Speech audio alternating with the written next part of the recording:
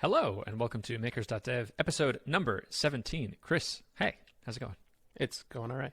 This week was interesting. We can start talking about that. But I did things I shouldn't do, and they might be productive, and they might not be in the future. But it was not finishing up Acorn Chat. So I feel both good about doing something that is hopefully productive, but also bad about not finishing the thing I said I was going to finish. Yeah, I like leading into that with saying you did things you shouldn't do. That sounds unnecessarily naughty. All right. Shouldn't do based on my goals. I'll put it that way. Okay, good. Yes. Yeah, that's something I'd love to talk to you about. Because I also worked on things I shouldn't have been doing.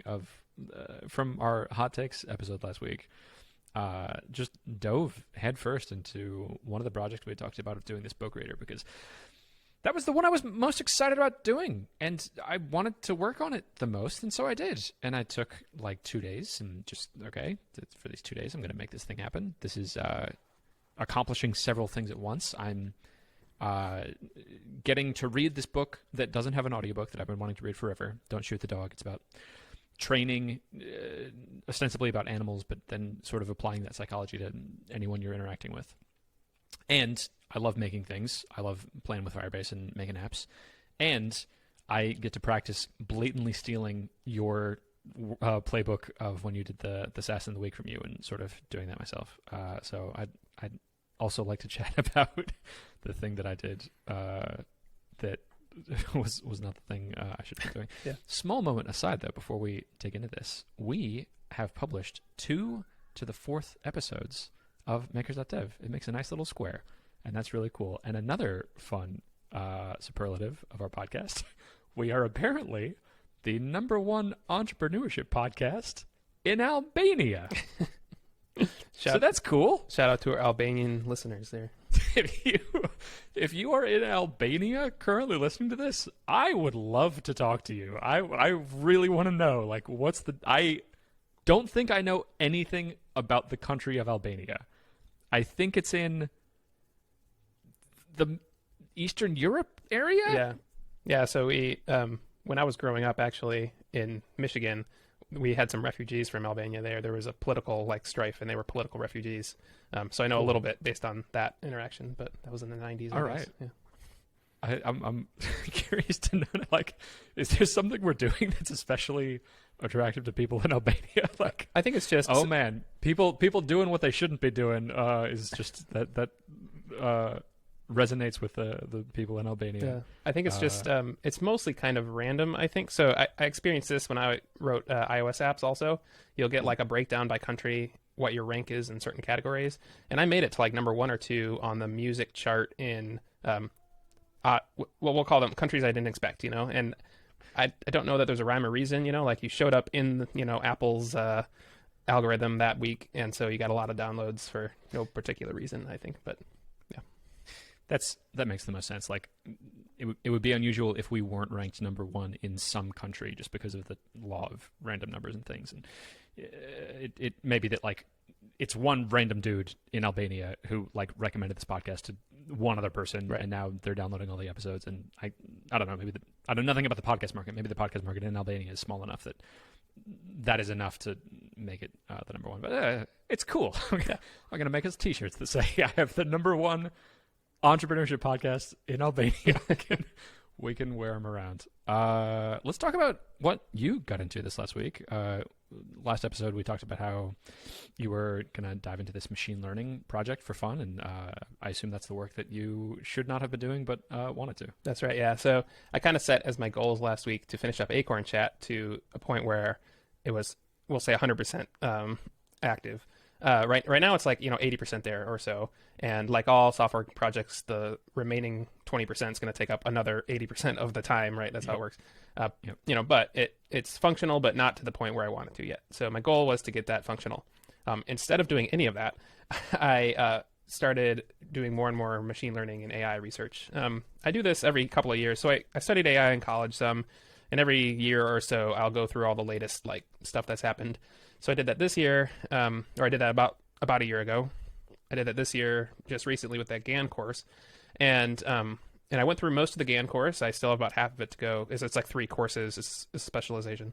And I got so excited again about it that I realized I wanted to make some changes to the GAN, but in order to do that, I had to more deeply understand like the math, especially more than I have before. Because before I've done things where I basically glued, the programming bits together. I'm a programmer. I can figure out the libraries kind of, I can glue the different things together. But to understand really, especially GANs, because they're very math, like the reason why they work is very math heavy. I had to go learn some more statistics. So we talked about probability and statistics last time. So I did some of that. I watched the whole thing about linear algebra, and I've started a thing about multivariable calculus. And That's so, cool. yeah, so it's all stuff that, like, because I want to understand the math behind GANs, I have to do all this like stuff I haven't done since college. So that's all the stuff I probably shouldn't have done. It's no immediate benefit, but it will help me in the future, like at least with the GAN course. So, yeah, that's what I did. Generational. It's generational adversarial networks. Yep. Is GAN? Is that right? Yep. Okay. What are the sort of problems that can solve? I also did a little tiny amount of AI stuff. I think you studied it much more deeply than me, but I just sort of skimmed the surface and didn't immediately see a use for it. I saw like, oh, okay, you can like recognize characters, but I'm not going to do that. Like, I'm going to use Google's OCR API or like Tesseract or something. And okay, I could see theoretically how you could potentially build this up into doing something like, I don't know, speech recognition or like playing chess, but I'm not the one who's going to be doing that. I'm going to be outsourcing that to like the Firebase AI thing. What's like the category of problems that you see that this tool would be useful for? Yeah, so GANs or any generative approach has, I would say it hasn't exactly found its like enterprise footing yet. There's lots of very potential interesting things with it, but we don't know a lot about how GANs work yet, and so some of it is coming. But I'll go through the possible things you could use it for. So the most basic thing is just creating things. So if you want to create, especially like creative things like artwork and stuff like that, you can do that, and with any of the generative approaches like GANs. But that doesn't have much enterprise value. Some of the business things would be things like, say you don't have enough data to train your machine learning algorithm. If you first trained a GAN to create more data, then maybe you could use that to better train your machine learning algorithm. So Okay. now there are some problems with that. Like, why would a GAN be able to create data that you could then use to train another neural network? Why don't you just? But there's some interesting research in that area right now. Another thing is things like privacy concerns. So say you have 1 million radiology images, but you can trace those back to people. Instead, you could use a GAN to learn like a function basically for how to create new radiology images. So you create 1 million more that are not tied to people, and then you can use those to train your radiology neural network. So in that way, you could like share a medical data set which cannot be tied back to a specific person, but has all of the properties of the original data set. So that's another one. That's cool. There I'm are of like the deep fake. There's a website I think like people who don't exist. Yes, this person does not exist. That is a GAN. Yes. Deep fakes are GANs, and so if you want to talk about all of the scary different bits of AI, most of them are GANs. So that's very interesting. There's another one. So when you combine multiple GANs together, you can create what's called a cycle GAN. And the first people who did this made a GAN that turned horses into zebras and zebras back into horses.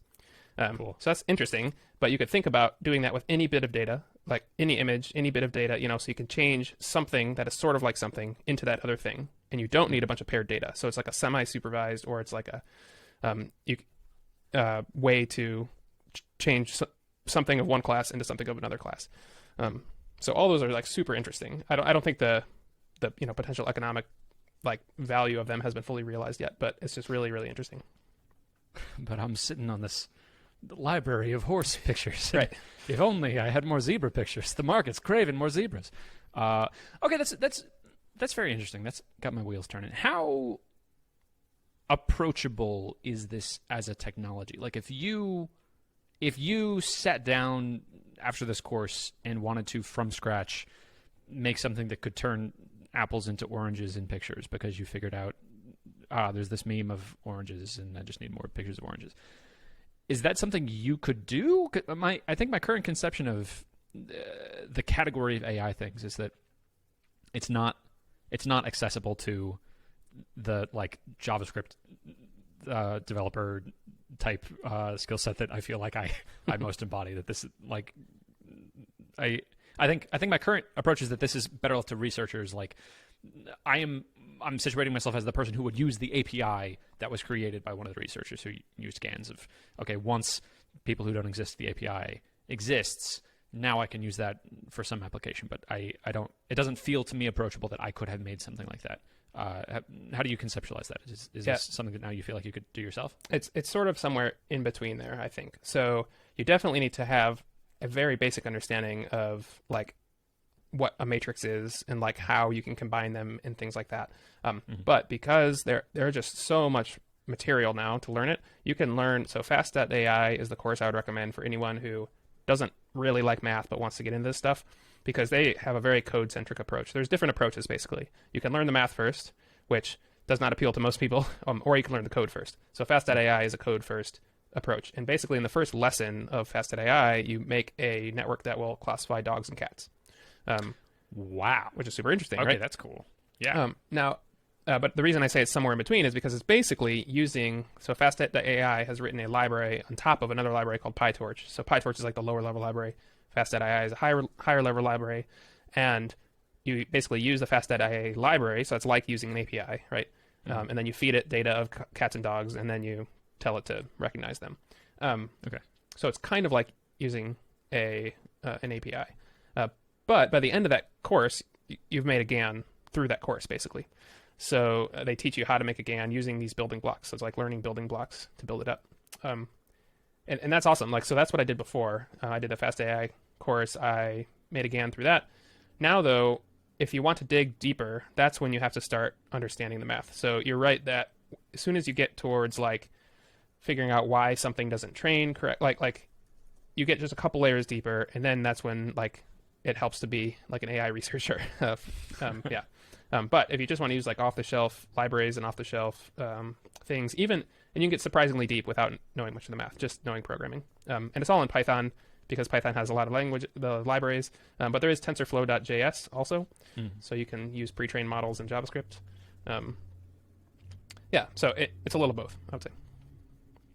Neat. Okay. This sounds much more approachable than I thought it would be. I'm blown away that in the first lesson you can make a GAN that can categorize cats and dogs. Not a GAN, just a neural network that can categorize cats and dogs. Just a neural network. Yeah. Yes, because a generational adversarial network would have to be generating some type of new thing. So that would be like a thing of we can make new pictures of cats. Exactly. Which I think you said over the whole course. Yep. At the end of the course, you could make one of those. A GAN is basically two neural networks back to back, and so yeah. Neat. Okay. Oh, that's kind of cool. It's like the two hemispheres of your brain. Maybe there's a connection there or something. Like fighting each other, and that makes them stronger. Interesting. Okay, maybe it's time for me to open this up again. Because the problem of categorization, if you can in the first lesson, this is not GANs now, but just like general AI. If you can categorize images, training those off a set, that feels like the sort of problem that I would encounter more. Interesting. Once you learn the basics, it basically becomes a data problem. How do you get enough data? How do you clean your data? A lot of it becomes data problems, especially because data sets exist in the real world. They're almost all like super dirty. They have blank values everywhere. They have, so you have to clean up your data, and that is actually harder than doing the actual classification. Sure. And then a GAN is a solution to that problem. A GAN would let you create an infinite data sets. Potentially. The jury's still out on that one. Okay. Because you're basically, so a GAN is basically two neural networks. So like why, the intuition for why two neural networks would be able to create more data that you could then use in another neural network, like versus just feeding in, like letting the other neural network do all the work. It's not immediately clear why a GAN would work to do that. But some people have made it work, which suggests that there's a reason why it would work, and we just have to figure out that reason. Spooky. How cool is this? We're like uncovering. It feels much more like discovery than it does invention. Of like, we're discovering the patterns of how you make an artificial mind. I'm a little spooked at your phrasing of like we don't understand why this works yet. That's cool. What a futuristic world. I'd love to dig into your framing of this. That I think you said something along the lines of like you should have been working on Acorn Chat. What's behind that? It seems like this was a very fruitful research project, and like you don't have a immediate application for how to use GANs, but that this is sharpening your tool set and bringing in this new skill of, okay, now in the future, if you have this problem of needing to generate more data, you've got this thing much more readily available, and you're familiar with what those problems look like. What's behind feeling like you should have done something else? Yeah, so I mentioned this to you a little bit, which is I had this thing, which I told myself I was going to finish, and I did this other thing instead. And I find this happening kind of a lot. So I'll get 80% done with something. I will be able to look and see the finish line and say, oh, I know how this is going to end up. And then I'll be like, okay, now I can switch to something else and not actually finish the thing. And that is a behavior that I've noticed in myself that I want to change. And so I disappointed myself by not finishing Acorn Chat, instead going to this other thing, even though this other thing's super interesting, obviously very valuable. But I had told myself before that I should finish Acorn Chat. So that's what I wanted to do and didn't. And that's why I frame it that way. This is like the core problem of my life. And I've fluctuated in the strategy I use to approach it. I think I've gone through periods where I'm feeling particularly tyrannical towards myself, and I'm like, no, Christian, the thing you're going to do, you're going to sit down today and you're going to go through all of your emails, and that's all you're going to do. And then I have gone through cycles of sort of rebelling against that, of like, no, I don't need to do that. I'm going to go and read a book for the next 4 days. I'm just going to read all of the books in this Mistborn series. Ooh, small aside.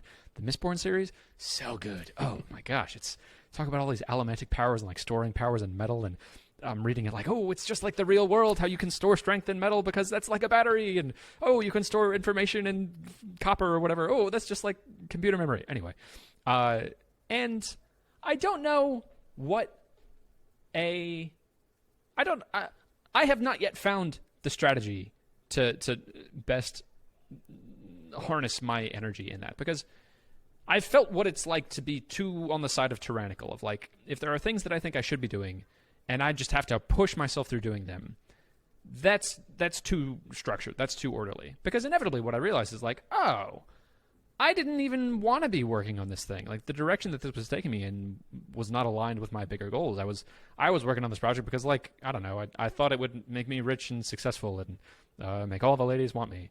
And that's like not actually the thing that brings me long-term life fulfillment. And then I've been on the side of too creative and too unordered, where I feel like that feels like everything's just too fragmented, and like I'm jumping around so much that I'm not pushing anything forward, and that tends to push me more towards like the shorter term, like dopamine hit, looking for YouTube videos to watch and whatever gets me the quickest thing. And I'm still trying to figure out what that navigation is. At this moment in my life, I'm a little too far on the side of creative, I think, because there's some lower level things like email I'm just embarrassingly behind on. That's a thing that I want to do, that I can justify to myself in a longer term. Like, I like myself more when I'm able to get this thing done that is not really exciting, but it's a thing that I need to get done. And I am very energized by working on the thing that is interesting and exciting to me in the moment. But if I'm not carving aside any time for doing that longer term work, that's not enough. And I do feel very energized by the exciting work that I'm doing. So bringing that home, I think I have surprised myself in that my ideal balance is much further on the creative laissez-faire side than I thought it was. It's feeling like the ideal balance is something like I have, an hour of work that I do that I push forward. That's the structured work that I'm not necessarily excited about, but like that's the work that gets done every day. And the rest of the day is unstructured. And just like, okay, what am I excited about today? Learning about GANs? Cool. That's what I'm going to do. The difficulty that I'm personally having, though, is like, if I start a day structured, it's really difficult for me to harness that creative energy again. If I ride that wave of like, I wake up and I have this idea for this project, and I go on a walk about it and I write down my ideas about it, and I'm like, oh, okay, this is great. That can flow directly into now I'm just working on that thing for the next 10 hours. And starting the day with more structured work sort of derails me from that process, and then I feel disconnected from the wave of excitement. And ending the day with the structured work is difficult for me because I don't want the creative work to stop. I want it to keep going, and then I sort of like ride myself into the ground, and then I have no energy and I'm decision fatigue at the end. And so I don't know what to do about that. I don't know if maybe I just set aside a day, and that for that day I do the whatever 7 hours of structured work, and that day is the one structured day that I set aside. Maybe I do something in the middle, but this is also a problem that I face. I don't have a solution to it yet. Yeah. Everything you talked about is stuff that I've grappled with in the past and tried in the past, and whatever. Kids change this formula because at 5 o'clock, that's dinner time, and my kids run into my office and yell dinner. And so that has forced me to stop things at 5, whereas before I may, continue. So that helps to break up the day a little, I guess. It's actually a good thing, I think, to stop and, and then after they go to bed, I can have more time to, do whatever research or something that I want to do after that. I usually don't do any, hardcore work in the evening. It's more like watching, like after say 8 o'clock or so, it's more like watching videos or reading a book or something. Yeah. I don't know. Part of it's COVID too. So I've noticed my attention span just go out the window during COVID some. So I will jump between things much more easily now than I would a year ago. Yeah.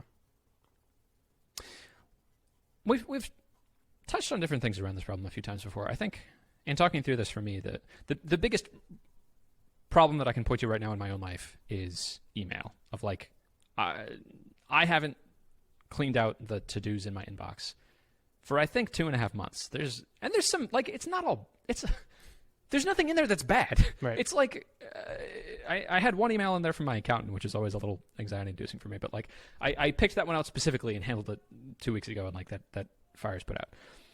It's just this like. I don't know. I think starting it is hard, and getting into it, and then the flow of it, there's a little bit of friction because I don't like the Gmail interface. There's some things I want to change about it. So that was part of the idea I talked with you about last week of building my own interface. I think would help with that problem.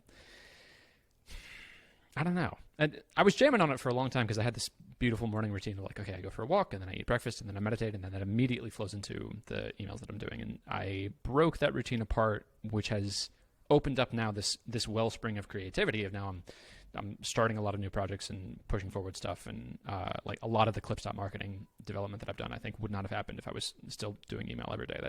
That required a lot of open space to be able to happen, and I don't know the best course of action to tune that dial just a little bit further, and like, okay, like right. You don't have to check your email every day, but once a week is the amount of time that would be appropriate to be doing these things. I don't know what that looks like. That I think a potential source for me to correct that might be making the email front end for Gmail that we talked about last week, and because now that would be exciting again. That would be like, oh man, I can do whatever I want with email. Okay, well this is fun because I want to be able to cluster emails by the sender and then sort those so I can process them from the oldest to the earliest. Right. Because if I can cluster them by sender, those are like a particular type of email, so I can go through those quickly, and then some of them I want to cluster, like, I have newsletters that are all processed in the same way. I want to make like a cluster for that. And Superhuman sort of does this, but not in the way that I want. There's a very particular, I want it to work in this very particular way. And if it worked like that, it would be much smoother. That might be the way for me forward. If nothing else, learning how to make a Gmail plugin would force you to look at your email. Yeah. So you would have to open your email to make the plugin. Yes. So exactly. Maybe that's something. I think that's how I trick myself. Maybe that's the compromise I'll make of like, you still get your creative, like this is a project that I'm excited about, and I can follow this wave of enthusiasm of I have these ideas of how I want email to work differently, and I'm also using that to accomplish this longer term goal of getting through email more. Okay, yeah, I think that's what I'm going to do to correct this for myself. And then that's a fun way to have more structure. If it's an app that I have made for myself, that's right. I can accept that much more than I can of like, okay, Christian, you have to do email because otherwise you're a terrible, irresponsible person. if instead that framing was, I get to do email with my new email app, and how fun is this? And ooh, I feel this point of frustration in the way that this is working, and I can fix it. That would feel really cool. Yeah. And maybe we'll transition this into, maybe you could build it in public, which you did this week for your book reader. You want to talk about that? That was so much fun. So I blatantly stole it from you. That was awesome. Exact thing that you were doing, I was trying to do it. And I think it was a very poor facsimile. Like, your videos were very well polished and taught something in each one and were very clear. And rewatching mine, like, it's the ramblings of a madman. Like, I'm referencing things that don't make any sense to anyone but me because I'm just, like, pulling things out of my thought process without actually explaining them. And yet, I enjoyed that so much. That was just so much fun. Even if no one watched them, for me to have this regular check-in of like, oh, I just finished this nice little milestone, and I'm not quite sure what to work on next. Oh, and so I'll record a little video about it. And with Camhead and my whole process for making those videos, it's just frictionless now of like, I hit 3 keyboard shortcuts. That's not quite true. I want those 3 shortcuts to be a single thing, and I can just say like, recording, blah, blah, blah, end recording, and it gets processed and uploaded, maybe if it gets uploaded somewhere. So I'm not quite there, but like it's very frictionless. Very frictionless. It has very little friction. Right. It is not quite frictionless. And I love that as a development process. I think I'm going to integrate that into everything I do. Because now there's this extra bonus for me of like, people are giving me feedback on the thing that I'm building as I'm building it, and had some really good ideas that I can now integrate in this thing of like, oh, I could do AI summarization was one of the ideas someone gave me on Twitter. I'll link that in the show notes. That's a great idea. That's an idea that I didn't come up with that I would love to integrate into this, that I think would be perfect because I have this structure now of a book is organized into nodes, and I can I could very easily at a parent node collect all of the child content and then push that to an API that could summarize it for me, and then that could be there right alongside as I am as a human trying to summarize the thing. I love that. And if this was a thing that I think had more market appeal, like I can imagine if I was building a thing like for accountants, and then like, you know, the next version of File Inbox with this file upload portal thing, if I did that more in public and was publishing videos of every stage of development, well, great. Now some accountants might have some ideas about that and would also get excited about the product. And if I had an email where they could sign up for a wait list, great. Now they can do that too. I feel like this advice of build in public, I hear everywhere, and it's sort of trite at this point. Well, of course, you charge more and you build in public and you talk to your customers, whatever. And I feel like this is the first time that I've fully embodied that idea of, I think this is what it looks like for me to be working in public. It's a process that worked incredibly well for me. That, you know, even though the videos were bad, it still accomplished those goals. And even if no one watched them, it would still be worthwhile for me to do this.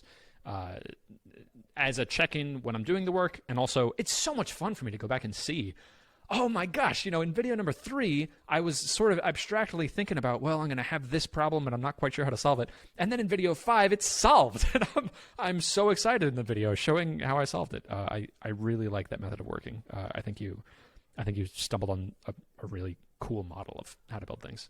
Thank you for doing that. Paving the way. Yeah, you're welcome. The same thing happened when I did it too. Like, it was super interesting. One, it was a sort of check-in for me. It was, it helped me continue to push the project forward because I knew I had to put out these videos. And also people like kind of came out of the woodwork to talk to me. I mean, not many, but the feedback I got was very directed and very specific. And it was kind of feedback I would have never gotten, even if I did like client calls, you know, like I try to, you know, call up customers, or potential customers, like, you know, this was just very specific feedback about specific steps. So yeah, it was a really good experience.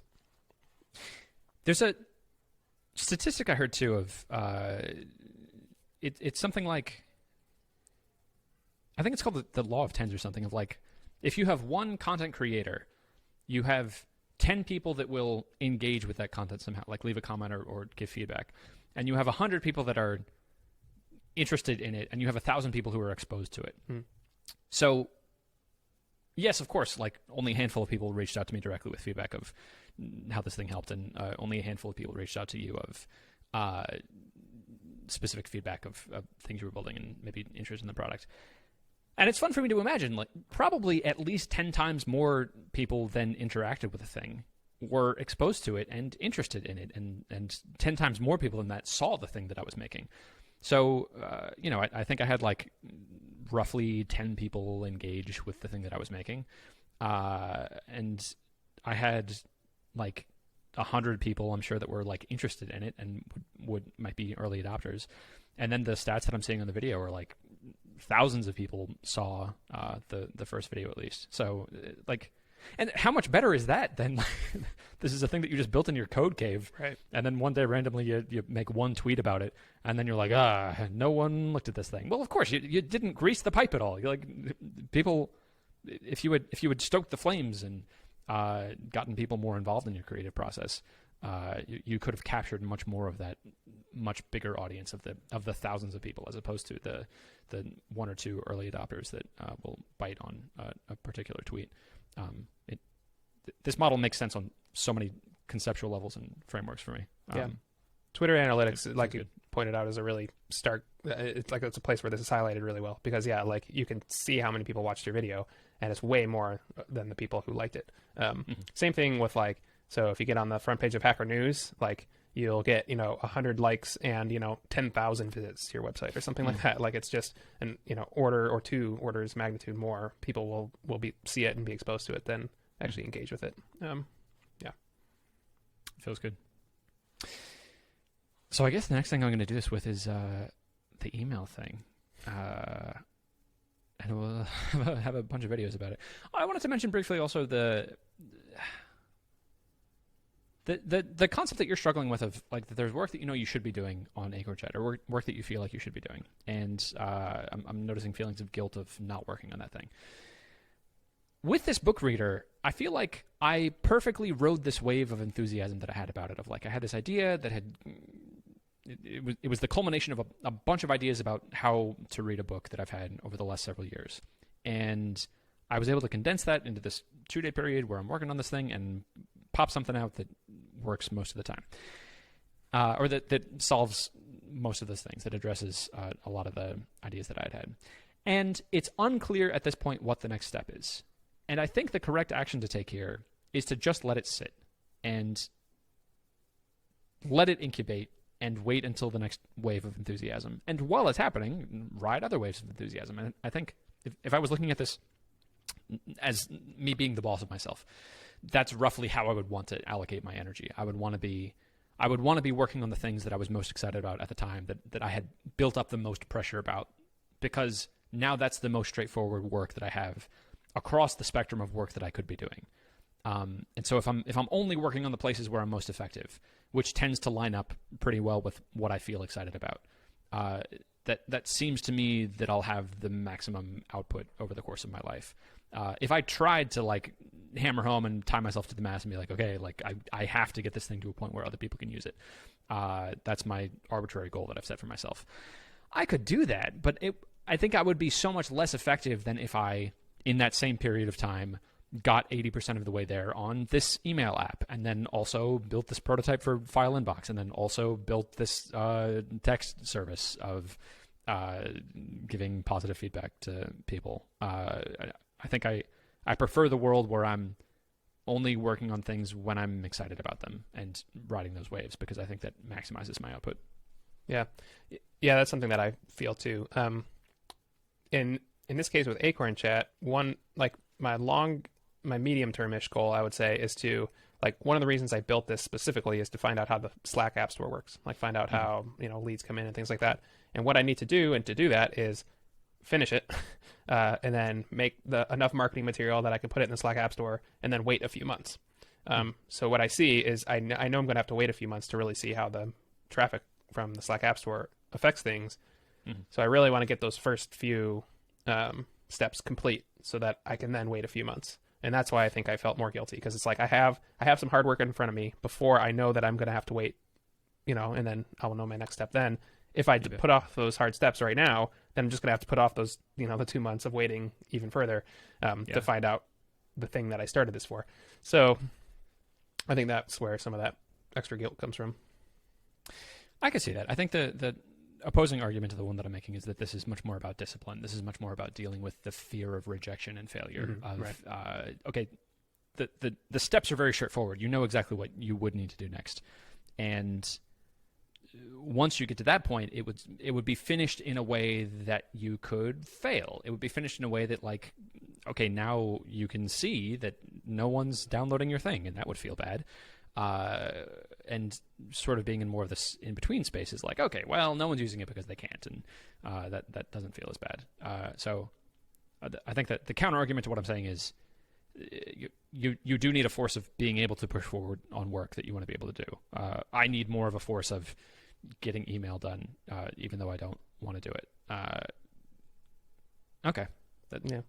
It also frustrates me because there have been times in my life where I have been like relentless about doing things, even if I didn't want to do them. And so it sort of frustrates me that I'm not even able to like work on something that I do want to work on it, you know? But I just kind of want to play around with AI more. Yeah. So, yeah.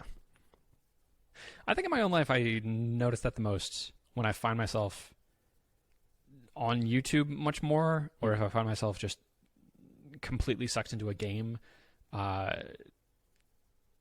That's not work that I need to be doing. That work is useful in pulling me out of feeling more lethargic and not excited about things, because at least it's a thing that I could be doing. I would rather, set my mind to practicing how to optimize for a game than, stare in bed at the ceiling and think about existentialism.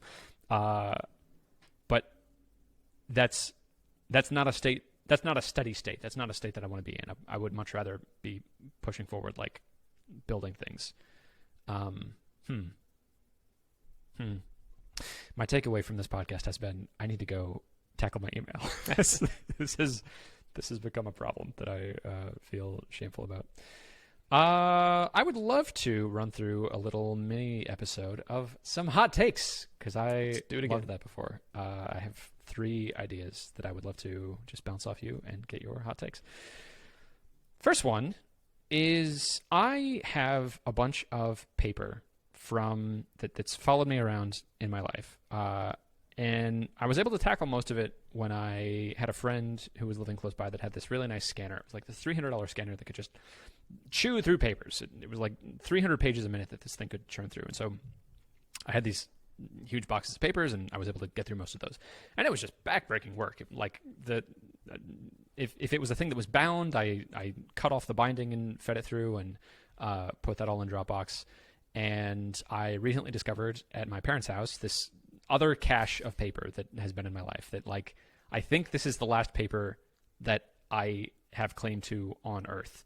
And so if I can just get rid of this last bit of paper, I have no more paper, and then I'm just dealing with stuff as it comes in. One of the reasons I love virtual mailboxes is that I never see the paper. It's like it gets delivered to this address, and then it scans it, and then I say shred it, and then it's gone. I love it. And so I haven't looked too much into this. I don't think this is a thing at all that I would want to start myself, but it's a thing that I want to exist. Of like, I want a service that I could just say, here's a box of stuff, and some of it's paper, and some of it's bound with staples, and some of it's like a pamphlet, and some of it's like a book, and I want all of it scanned and titled with a reasonable title, and I want to pay you per page or something. And I don't think that's a thing that exists, and I just want them to like dump it into my Dropbox. What's your hot take? And the perfect hot take here would be, Christian, this is a service that exists. It's scanallyourstuff.dev, and it's over here. And if it doesn't exist, like I want it to exist. I don't think I want to be the person to start it. Yeah, all right. So the hot take is this does exist, but yes. But only for enterprises, as far as I know. No. Enterprises I'm kind of an enterprise. I have an LLC. Enterprises have millions of pages that they need digitized. So giant companies like Iron Mountain handle paper. They scan it, they shred it, they get rid of it. So this is a thing that exists. I know because I've used some of them. Also, my wife used to work for a giant healthcare company that had a service kind of like this. They take care of your paper. But they charge, a whole ton of money for it. I don't know of anything that exists for personal use, although what I have seen before is this for photos. So good, fast photo scanners are expensive, and so there exist services that will digitize your photos. Maybe they do paper too. And then the other way that I've seen this solved is a high schooler will buy a $300 photo scanner and then go to people's houses and scan their photos. Maybe you could hire a high schooler. You could, hire a high schooler to just do the work, Yeah. come sit in my house and do what I tell you, just do this stuff, pay them $15 an hour and, they'll do it. Maybe that's an angle, And then I could just buy the scanner. Yeah. Oh, that's a really good idea. Or rent it or something. Yeah. I don't know. Yeah. Or buy it and then sell it. Yeah. My brother was just talking with me about that he wants to drop out of college and start a business. Maybe this is how I do it. Maybe I'm like, hey, I would love to invest $300 in your business to buy you this really nice scanner. You buy the scanner and then have him do yours for free to learn how it works, right? And then give it teach him. That's right. Then, I'm doing him a favor. And then pull a Tom Sawyer. That's right. Or Huckleberry Finn, whichever one that was. And then you give him the scanner at the end. Yeah. Huh. I like going door to door and saying like, what things do you have to scan? Because I have all the infrastructure to scan it up. Because like, he could just go through our neighborhood probably and leave a flyer on the door and be like, hey, I know you have a whole bunch of photo albums and you probably have a whole bunch of pictures of, or you probably have a bunch of boxes of paper that you would rather have in cloud storage so that it's not following you around. Here's my rate, and I live 5 minutes away, and you might already know me because I have lived right here most of my life, so you can trust me. And then he's started a business. That's a really good idea. Okay, yeah, I think that's exactly how I'm going to put that forward. And that solves my problem too, of not being the person to start this business. Because Lord knows I do not want to have, like, this is a valuable problem, I think,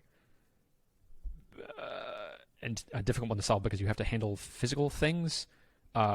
I'm like allergic to businesses that involve any sort of physical thing. Having tasted the sweet ambrosia of I can make money just by moving bits around on the internet, and I never touch a physical thing. I have no employees. I have no warehouses or anything. I can't go back. It's it's so good. Okay, cool. Next idea.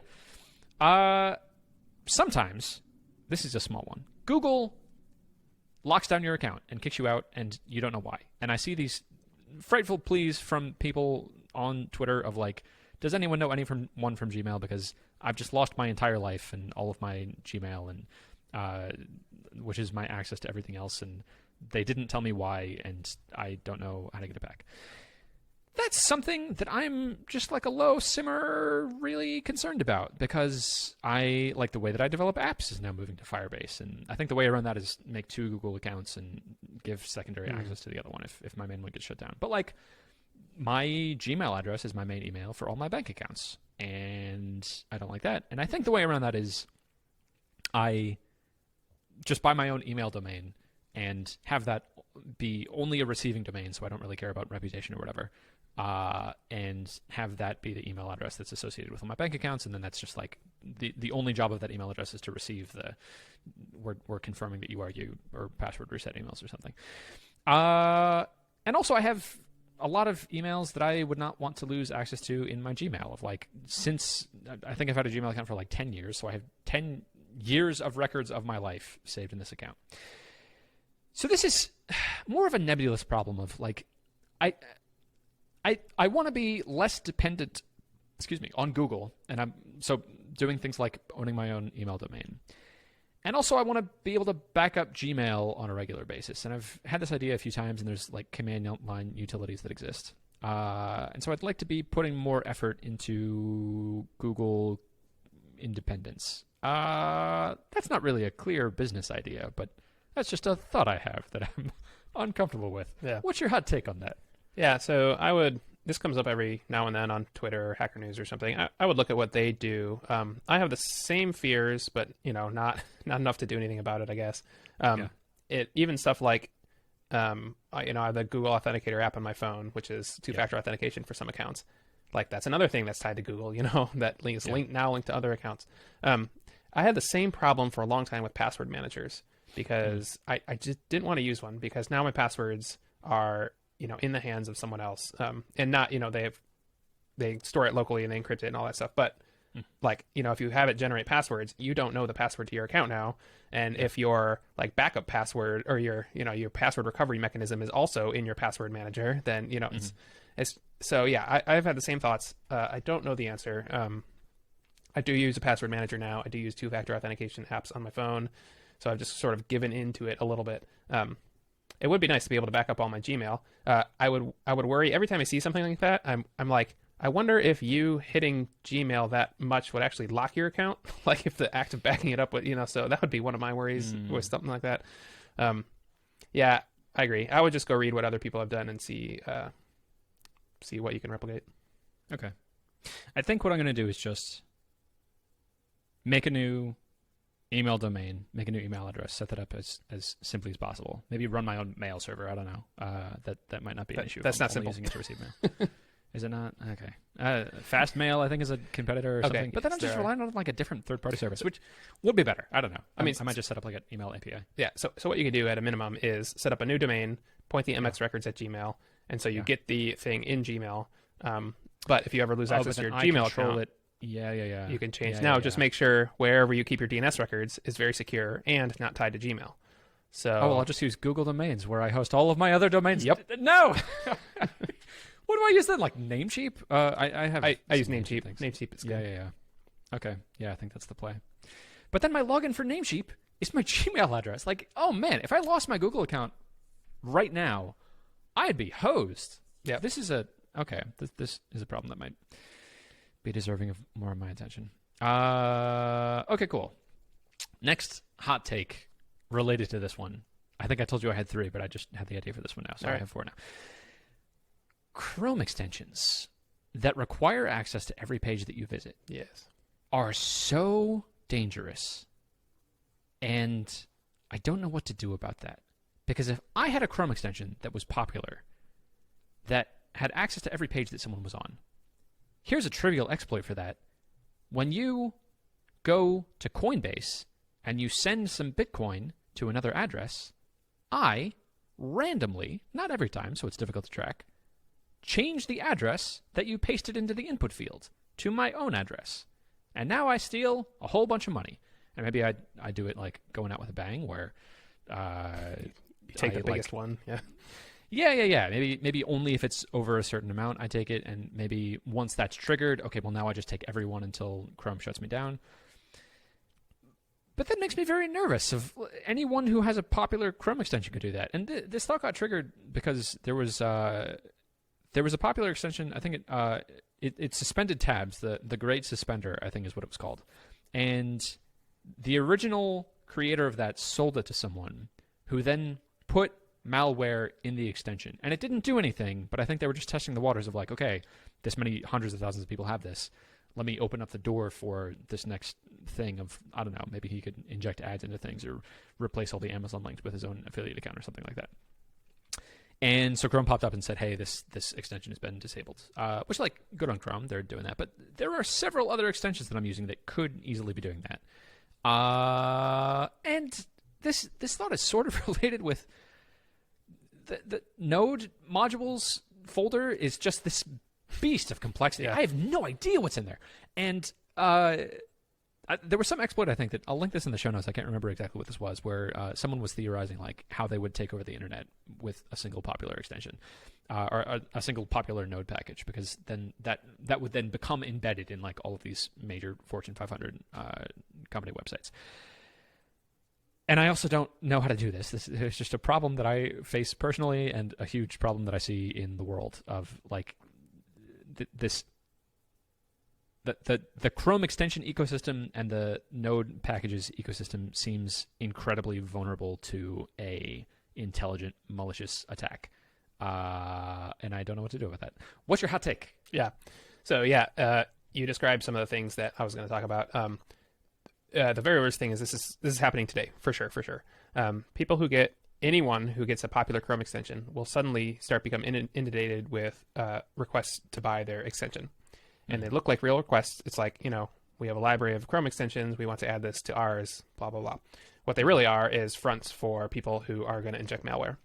So they buy their thing, and then they do something like, it doesn't even have to be malware. They could just be collecting data on what everyone visits across the internet, right? Mm-hmm. And that's super valuable. Then if they tie it back to you, then they can do things, potentially maliciously then. And this happens very, very regularly. Just search Hacker News for buying Chrome extensions or something. These stories pop up all the time.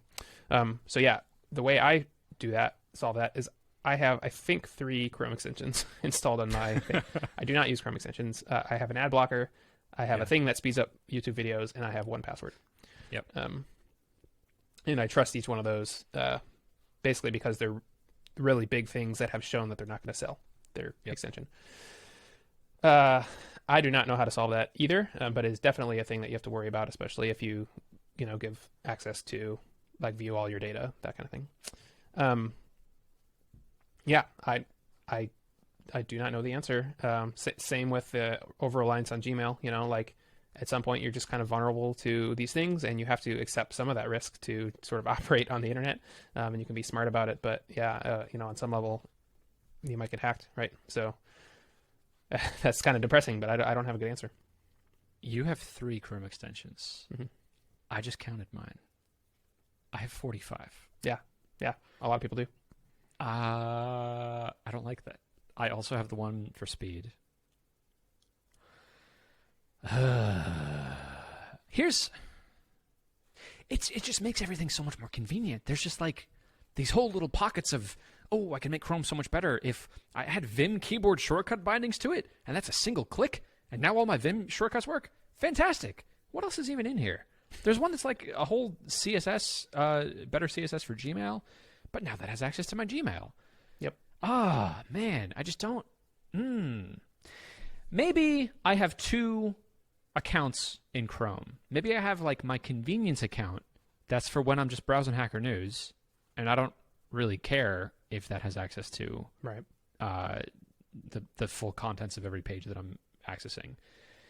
And then I have a separate account that's like my actual account that's I'm logged into Financial Gmail stuff, on that one. right? And financial stuff I split up. Financial stuff I do in a different browser.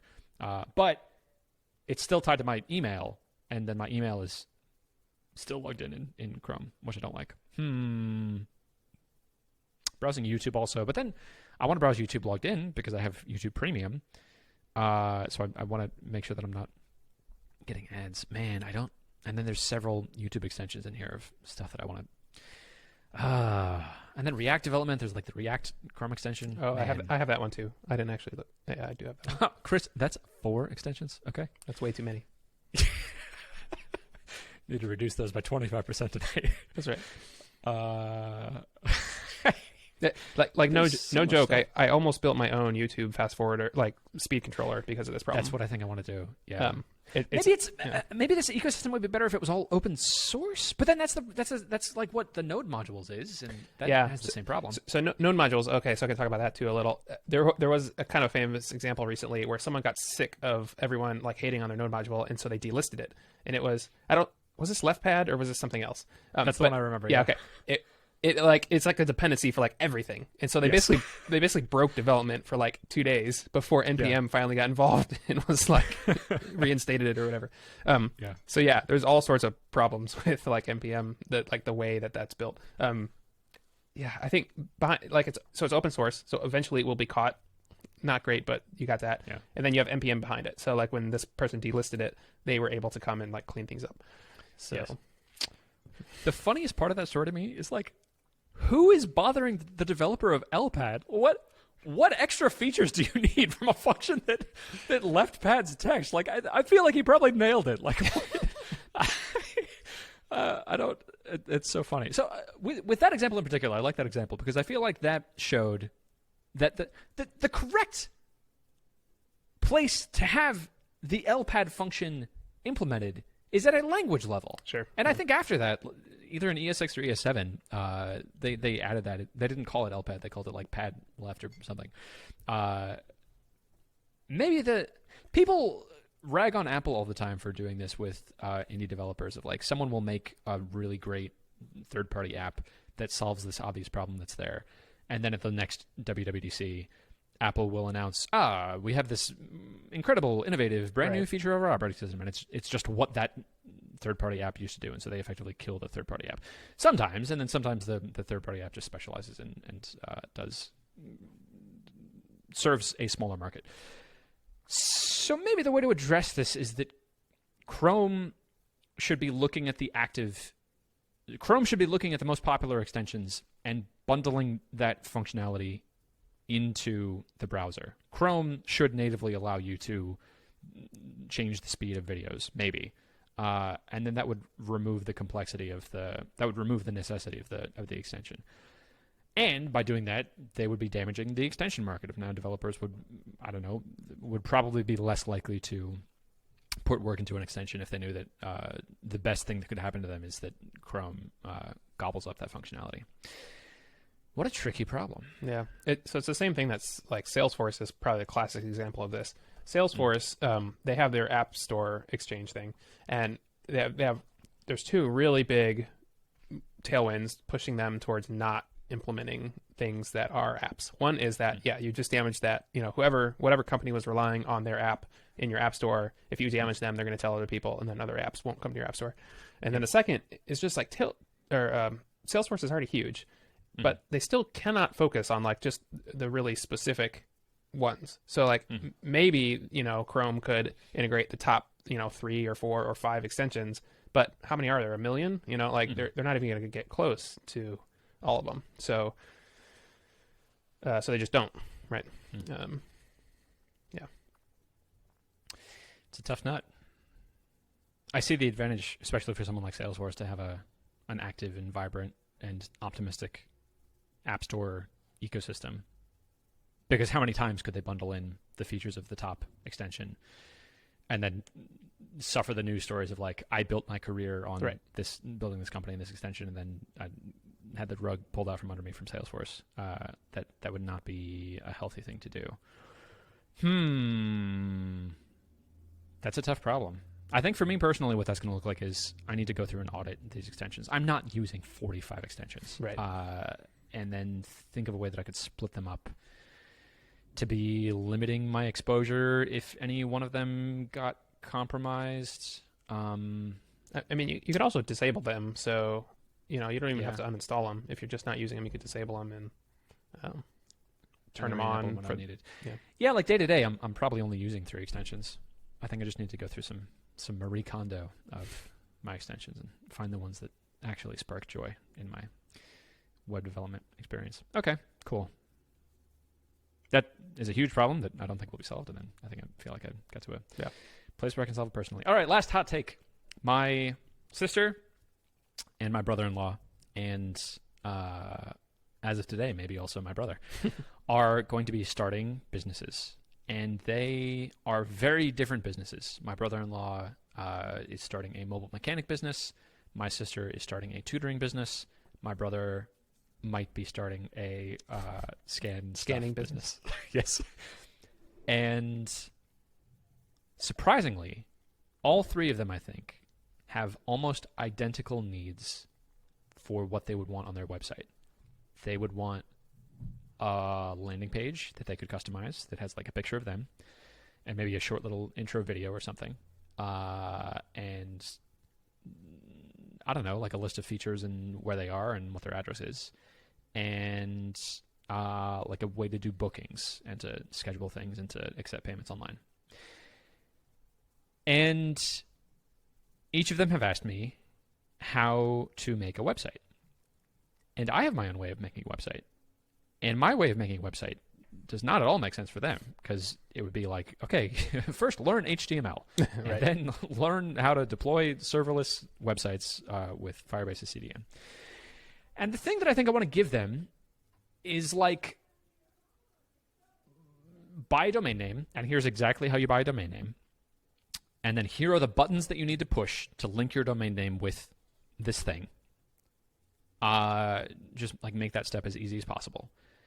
And then your website's going to need a title, and here's the format of like the template of what the homepage looks like. And you're going to need an account with Stripe so that you can accept payments, and you're going to need a booking system. So Calendly is probably the thing that you want for that. And you're going to need a business phone number and email so people can talk to you. And let's throw Acorn Chat on there so that people can talk to you. I don't know if that would make sense for them, but some way that they can be interacting with customers. Yeah. And it's on a platform where you are able to edit it at the level of abstraction that makes sense to you. So like, they don't need to be writing HTML, but they need a way to change the content of it. I think Squarespace is like the de facto solution to this problem. And I think my siblings are in a unique position of like, they have me, who can make a brand new Squarespace that they're able to interact with.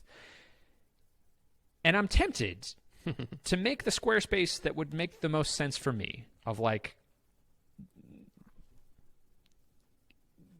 I build the platform that they can just edit the content on, and I make the one central, like, this is the format of the page, and this is the variable that is the background image for this one section, and here's the variable where you put in your Stripe information.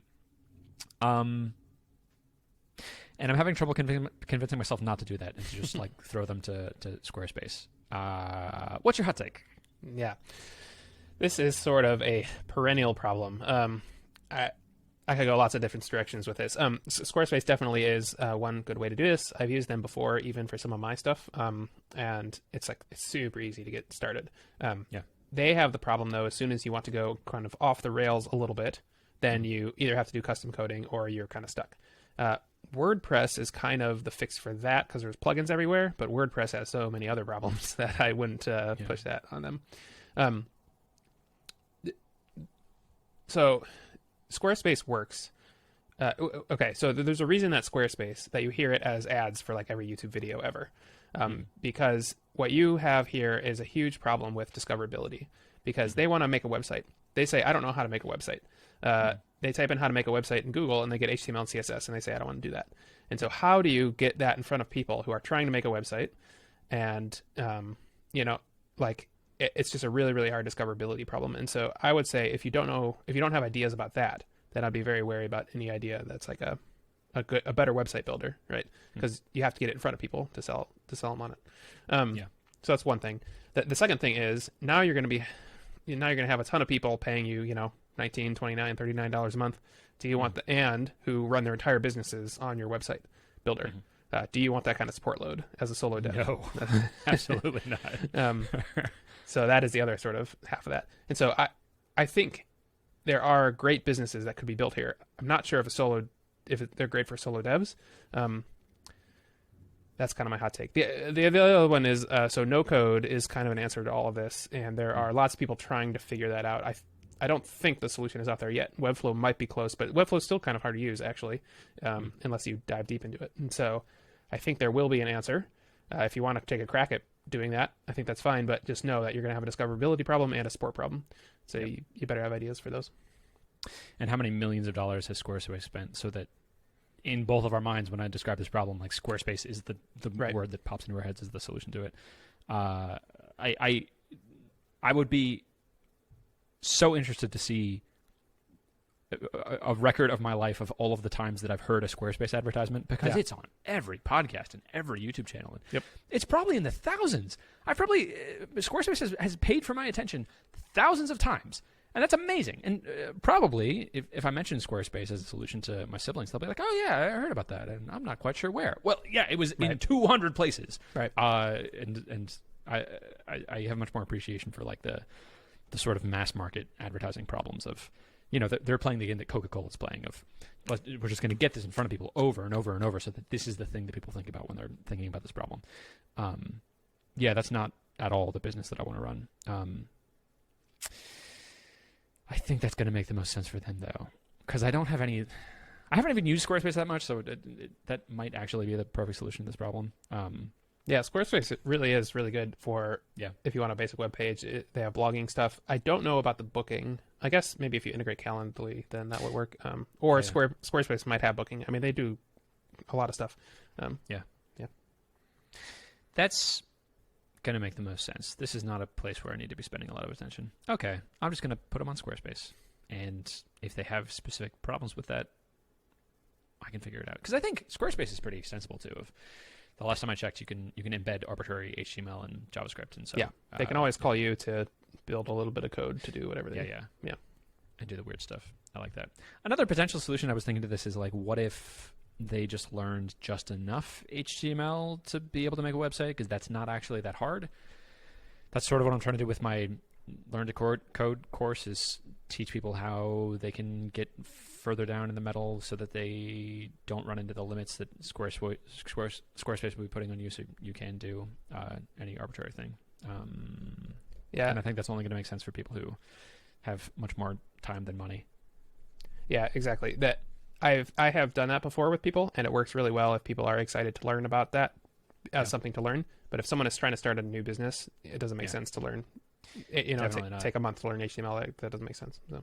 You have so many other things to think about. Marketing is so much more important than coding a website by hand. Okay, that makes sense. I think Squarespace it's the reason why restaurant websites are all sort of universally bad. It's because like it's the same problem. It's like it doesn't make enough. Like as long as you have like the hours and the directions in the menu, like it doesn't make enough sense to like spend a lot of money or time like optimizing that website. So I almost don't trust trust restaurants that have a really good website. Yeah, I know. Unless it's a chain. Yeah. Because a chain, then it's a bigger operation and they can afford to be allocating more energy towards the website. But if a small independent restaurant's website is too good, I want them to be focused on the food. Right.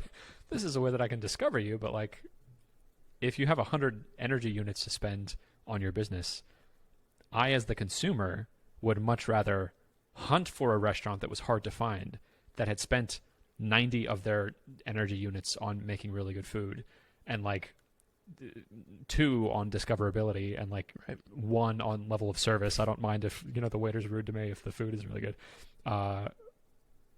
Interesting. But then the mass market appeal, the restaurant that is more successful is McDonald's, the restaurant that spends their energy units in like growing bigger and doing more marketing and that sort of thing. But no one ever goes to the McDonald's restaurant like website. I mean, like they know, you don't go to the website before going to a McDonald's. Like, yes, you just go to McDonald's. Oh, there's a story I'll link in the show notes of in the early days of the internet, someone reserved McDonald's.com as a domain name and has an email exchange with the corporate offices at McDonald's, trying to explain to them that they're trying to give them the McDonald's.com domain name, and you're having a conversation of like what that is and what that means and why it's important to McDonald's. Like, that's really funny. In the early days of Bitcoin, if you were trying to explain to someone like, I'm trying to give you a Bitcoin, like here are the things that you would need to do to accept that Bitcoin. Like no one would do that. No one's going to waste their energy on that. And it's just hilarious to see that. What I'm sure now is one of the more valuable domain names on the entire internet, McDonald's.com. Yeah. Trying to give it to them was a difficult thing to do. It's funny how that works. Sort of the opposite thing happened with, I think it's Nissan.com. Yeah. Have you heard this story? No. Let me just make sure. So Nissan is at nissanusa.com, and that's because the person who owns Nissan.com will not give it to them. They have gone to court over this. And if you go to Nissan.com, it's like, let me see if this is still the case. It has a big flashing thing that says Nissan Motors lawsuit against us. It has, it's like obviously a page built in the 90s. It's a hilarious story about they won't give over Nissan.com because they're like, we had this first, it's mine. And my gosh. So it's the opposite. Are they doing anything with it other than bragging? Not anymore. I think it was like a personal website, and now it's like just saying Nissan is suing us. This isn't Nissan's website. That's so funny. Yeah. I have the domain name gen.co, and I think there's a conference called Gen or something that was trying to get my domain name. GenCon is a giant one. It might be. I don't think it's GenCon. I think it's something smaller. But they 7 years ago messaged me and were like, hey, we'd love your domain name and we'll fly you to our conference for free if you give it to us. And I was like, I don't care. Right. And gen.co is such a cool domain name, so no. And I'm very glad I did that. I actually got the domain name gen.co I think 15 years ago. Little baby Christian Genko emailed the person who had it and was like, hey, my name's Christian and my last name's Genko, and I think it'd be really cool if I had gen.co because that's my name, and I can pay you some money, but I don't have very much money. And it was this woman emailed back and was like, of course, you can just have it. That's really awesome. Using it. Yeah. The old internet. Yeah, it was great. And I think I sent her an iTunes gift card because that was as a thank you present, because that was a cool thing at the time. But yeah, it was. I'm incredibly thankful to that woman because that is such a cool domain name, and I still get when I send people to my website, or I have the email address christian@gen.co, and gave addresses like that to my whole family. So my brother has Justin@gen.co. That's cool. And every little interaction like that I have of like, oh, that's a cool domain name, it feels really good. It's a cool piece of the internet that I'm glad I own. That is all I have. Me too. Then I will see you next week. See you next week. Goodbye.